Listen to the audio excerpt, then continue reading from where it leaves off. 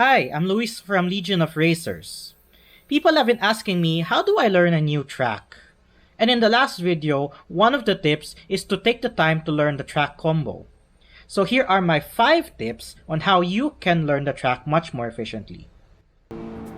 When it's your first time out on a new track, start slow and take your time to explore the track.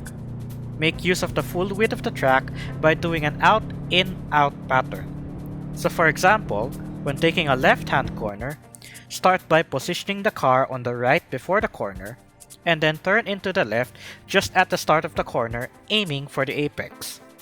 Once you see the next straight, gradually apply full throttle to maximize your exit speed.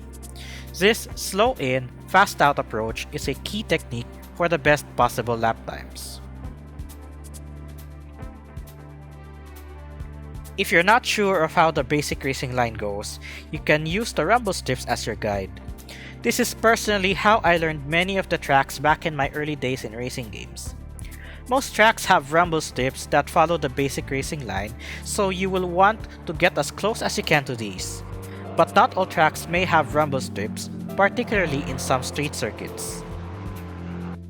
Most tracks will have these meter boards, usually on the side where you position the car coming into a corner. Once you have a good idea of the racing line, you will want to find the best possible braking points next. It usually goes from 200, 150, 100, and 50. You can start with the farthest board and then brake later every succeeding lap until you find the optimal braking point. You could also do the other way around by guessing a much later braking point and adjusting backwards from there until the right braking point is found. If the track doesn't have rumble strips or braking meter boards or both, your next best option is to look ahead to where your car will be within the next 2 to 5 seconds. If you see a corner up ahead and not sure how slow you need to be, just brake early and then try braking later in the succeeding laps. Look for alternative objects as your reference points if there are no meter boards to use.